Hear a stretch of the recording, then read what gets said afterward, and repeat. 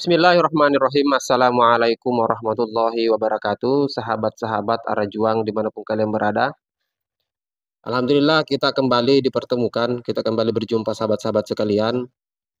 Tentu ada sesuatu yang ingin saya diskusikan dengan kalian semua, dengan sahabat-sahabatku terkait persoalan isu dan perkembangan yang terjadi hari ini. Nah, jika beberapa waktu yang lalu kita sudah melihat dan semoga saya berharap yang menyaksikan video ini adalah orang-orang yang kemudian update dengan perkembangan politik hari ini. Beberapa waktu yang lalu kita sudah melihat sendiri bagaimana paslon 1 dengan paslon 3 itu melayangkan gugatan di MK, Mahkamah Konstitusi. Ya memang dalam regulasi, dalam undang-undang itu kemudian diatur. Ada mekanisme yang kemudian bisa diupayakan jika beberapa pasangan calon itu keberatan dengan adanya mungkin bukti-bukti yang kemudian mereka siapkan. Dan mereka secara regulasi diatur bahwa mereka boleh ke MK untuk menggugat. Artinya sengketa bisa diselesaikan di MK itu. Nah, sebelum kita masuk dalam pembahasannya, saya pikir di thumbnail video sudah jelas ya kita akan membahas apa. Sebelum masuk ke dalam inti pembahasan kita, saya berharap kepada sahabat-sahabatku yang kemudian baru berkunjung di channel ini untuk menekan tombol subscribe yang ada di bawah, tombol merah yang ada di bawah, karena itu gratis sahabat-sahabat sekalian. Di like juga jika kalian suka dengan konten seperti ini. Kemudian saya berharap kita bisa berdiskusi di kolom komentar ya. Kita sudah tahu sendiri bagaimana proses ini sementara berjalan ya. 01, tim 01 kuasa hukumnya, kemudian tim 03 juga menyiapkan beberapa lawyers pengacara kuasa hukum mereka untuk berjuang dalam sengketa yang ada di MK. Beberapa hal kemudian menjadi unik dan lucu di beberapa pernyataan, termasuk yang paling parah ini adalah pernyataan dari Timnas Amin ya, tim kuasa hukum dari Amin itu mengatakan bahwa dia berharap gugatan di MK ini diterima dan kemudian salah satu permintaan yang kemudian berusaha untuk digolkan adalah pemilu ini harus diulang. Itu yang pertama, mereka menginginkan pemilu ini diulang. Yang kedua, mereka juga menginginkan agar Cawapres Gibran Rakabuming Raka itu didiskualifikasi jika pemilu itu diulang. Itu ya. Dan itu kita sudah bahas di konten sebelumnya, jika kalian menyaksikan konten saya sebelumnya ya. Itu yang lucu sebenarnya. Dan saya pikir ini menimbulkan perdebatan dari mana-mana, dari tim 01 juga banyak berspekulasi soal itu. Refli Harun dan beberapa deretan orang-orang yang berada di barisan 01. 03 juga begitu. Apalagi 02, beberapa lawyersnya, pengacara-pengacara kondang sudah angkat bicara terkait soal itu.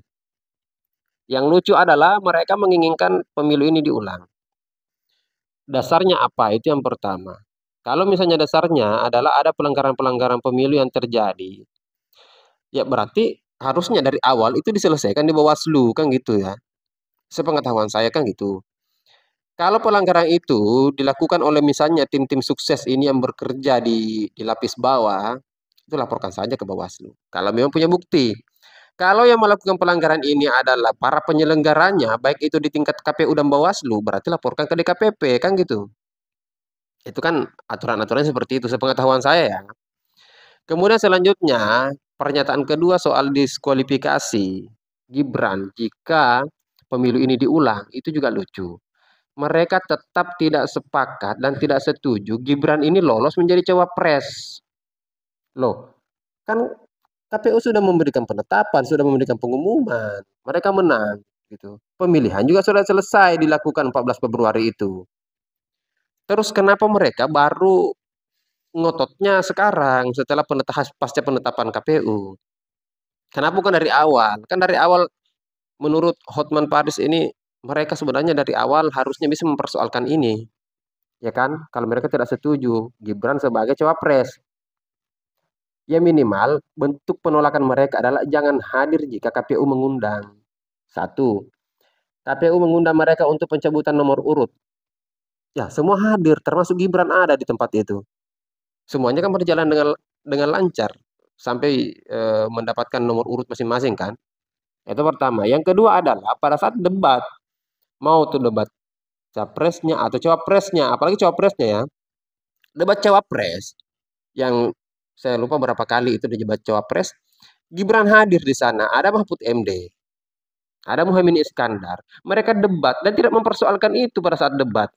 Kenapa tidak mempersoalkan itu? Kalau memang dari awal kalian tidak setuju Gibran menjadi cawapres, anggaplah misalnya cacat secara regulasi di MK dan dipaksakan lewat KPU. Ya harusnya dipersoalkan dari awal, bukan setelah penetapan KPU gitu. Ya mau gimana lagi kan? Lagi-lagi tidak ada orang yang perasaannya enak ketika kalah kan gitu. Kalahnya jauh lagi kan, 96 juta banding 40 juta kan gitu. Jadi wajar saja, apalagi yang satu paslon ini 20 jutaan suaranya kan. Jadi wajar lah. Ketimbang 02 yang suaranya jauh sekali, melejit sekali, 96 juta bayangkan. Nah, yang kita mau bahas di konten kali ini, sahabat-sahabat sekalian, sesuai dengan sama dengan yang ada di thumbnail itu adalah persiapan aksi besar-besaran untuk menggeruduk dan mengawal katanya proses yang ada di MK. Sidang di MK akan dimulai pada saat kalian menyaksikan video ini, tanggal 27 Maret 2024 ya. Itu memang jadwalnya segitu. Nah, kemudian ada isu bahwa akan terjadi aksi besar-besaran mengawal proses di MK ini. Gitu. Jadi kita dengarkan dulu ini cuplikan video yang saya mau perdengarkan kepada sahabat-sahabat. Setelah itu kita diskusikan lagi ya. Awal demokrasi menjaga konstitusi kita,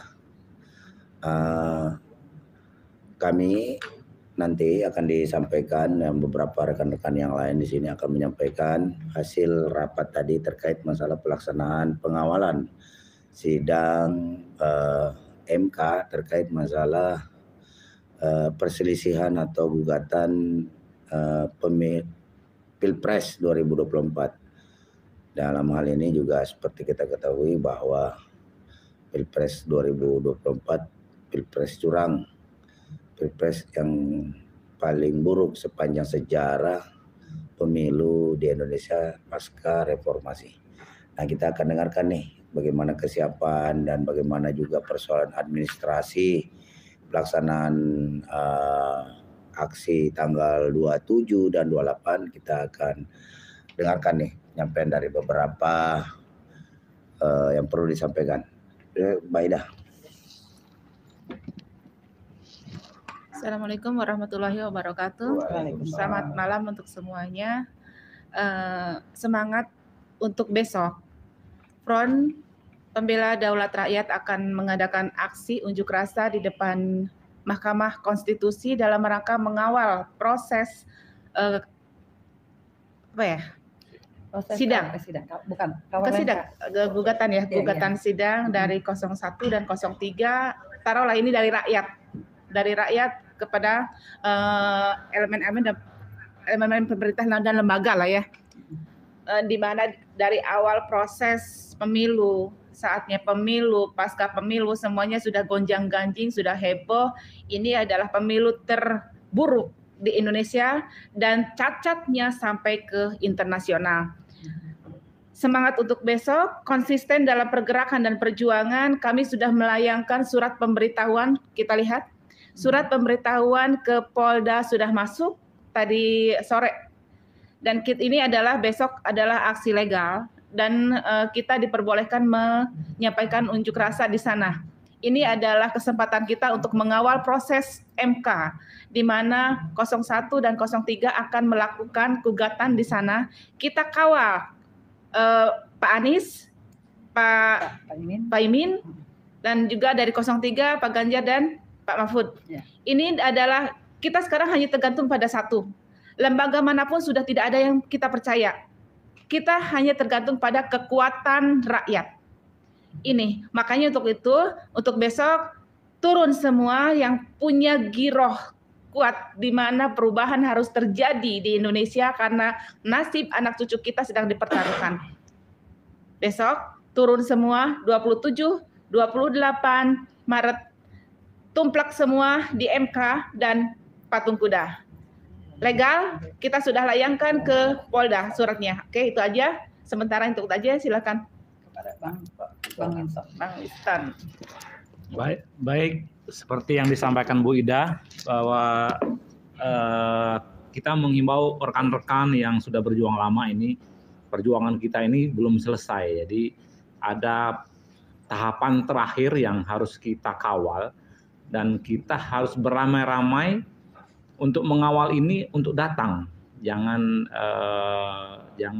merasa bahwa ini belum selesai dan kita harus kawal sampai 22 April ya. Dan besok ada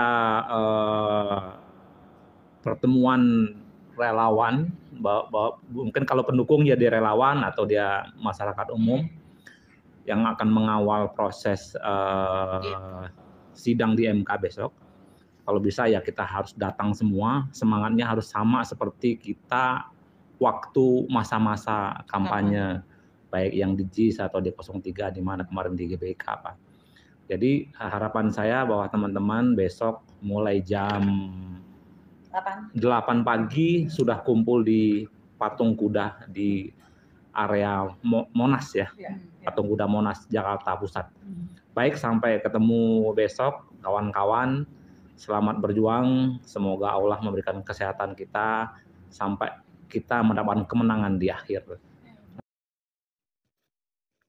Gimana sahabat-sahabat sekalian? Sudah dengar ya? Ada beberapa poin yang saya tangkap dari pernyataan mereka dari konferensi pers itu hasil live ya di salah satu channel YouTube. Mereka menyampaikan beberapa hal terkait agenda aksi 27 Maret 2024. Tepatnya hari ini ya, hari ini saya akan publikasi video ini dan hari ini mereka melaksanakan aksi mulai dari jam 8 pagi sampai selesai. Dan itu berlangsung sampai 2 hari katanya, dan itu dikawal sampai bulan April. Beberapa hal yang kemudian saya tangkap dari pernyataan mereka di hasil live itu ya, konferensi pers yang mereka lakukan. Yang pertama, pada saat si perempuan ini berbicara, poin pertama yang saya tangkap adalah dia menganggap pemilu ini adalah pemilu yang paling brutal, pemilu yang paling curang. Kemudian mereka berusaha untuk melakukan sedemikian cara, aksi dan lain sebagainya, dan kemudian memprovokasi masyarakat dan tetap mengatasnamakan masyarakat. Saya heran orang-orang seperti ini dibayar berapa ratus juta atau apa. Yang ini bukan tuduhan ya. Kita hanya berspekulasi saja menyampaikan ini. Sampai rela mengatasnamakan dirinya sebagai perwakilan masyarakat. Gitu. Kita lihat jumlahnya lah nanti ya. Kita lihat jumlahnya di aksi itu. Berapa yang hadir kan? Apakah semua masyarakat yang jumlahnya puluhan juta kita yang ada di Indonesia ini hadir di situ atau bagaimana? Atau minimal ginilah, 40 juta dari 01 hadirkan, minimal seperti itu. Atau 20 juta dari paslon 3 hadirkan di aksi MK itu. Mereka berusaha untuk mengawal MK dari hasil proses sidang nantinya, hasil gugatan itu disidangkan tanggal 27, tapi memberikan pernyataan bahwa tidak ada lagi lembaga negara yang mereka bisa percaya kecuali masyarakat. Terus ngapain di MK mau demo? Kan gitu. Ngapain juga surat Anda layangkan dan minta izin kepada Polda. Kan tidak masuk akal. Katanya nggak ada pemerintah, nggak ada lembaga pemerintah yang mereka percayai. Terus ngapain ngikutin prosedur? Ngapain harus legal itu aksi? Ya sudah, kalau tidak ada lembaga yang kalian percayai, termasuk TNI Polri, termasuk MK, termasuk KPU, Bawaslu, ya sudah jangan ikuti regulasi. Atau minimal nyebrang ke negara lain, kayak orang-orang Rohingya yang tidak jelas negaranya, kan begitu. Ini kita, orang-orang kayak begini apa ya? Menggunakan basis kekuatan massa mereka untuk kepentingan seperti ini itu, apa ya, kita ini mantan-mantan aktivis, teman-teman. Kita ini pernah jadi aktivis, pernah hidup di jalan, pernah menjadi demonstran, ya, orator dan lain sebagainya. Pernah menjadi jenlab.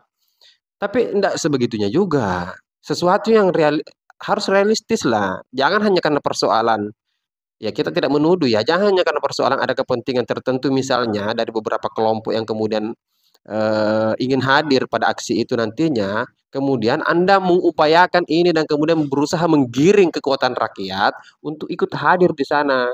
Ini jatuh-jatuhnya adalah kalian mengorbankan masyarakat juga. Kalian mengorbankan rakyat Indonesia juga. Kasihan.